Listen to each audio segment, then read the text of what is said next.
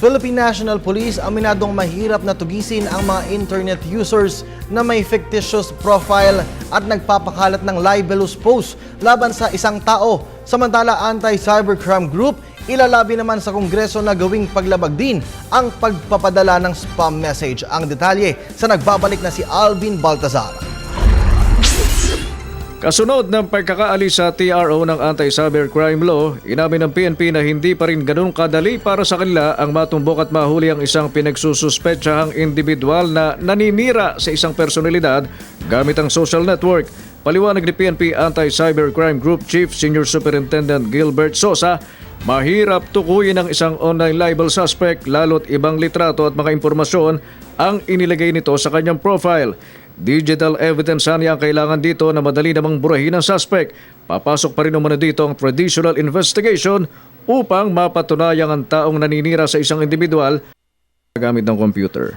Actually, pag-imbestiga po talaga ng cybercrime is may kahirapan talaga. Kasi yung ebidensya kasi natin, digital evidence eh. Sabi ko, very volatile, madaling mawala. Tapos, it involves multiple jurisdiction. Tapos, yung criminal can assume any identity, yung anonymity, sinasabi natin. So, yun po yung mga characteristics ng cybercrime. Samantala, inamin naman ni Sosa na nadismaya sila sa naging deklarasyon na unconstitutional ang pagsasampa ng kaso sa mga nagpapadala ng spam o unsolicited marketing info. Punto ni Sosa, sa mga spam messages karaniwang pinararaan ng mga hackers ang virus at malwares at sa huli manakaw nila ang anumang impormasyon na nais nilang makuha sa isang kumpanya o isang individual. Kaya balak ng Anti-Cybercrime Group ng PNP umapela sa Kongreso upang gawing paglabag ang pagpapadala ng spam o unsolicited messages. Kasi ngayon, ang mode ng pag-distribute ng mga virus ngayon, ng mga malware is through spam. So, gumagawa sila ng spam, kinakabitan na ng malware, and the malware, alam naman natin ang characteristics ng mga malware, it steals the informations not will be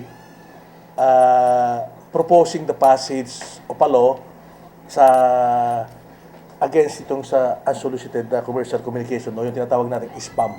Payo ng PNP Anti-Cybercrime Group maging responsable sa anumang salitang pinopost sa mga social networking sites at huwag din namang mabahala sa pagpopost kung wala namang malisyosong intensyon laban sa isang tao. Para sa Telebisyon ng Bayan, Alvin Baltazar.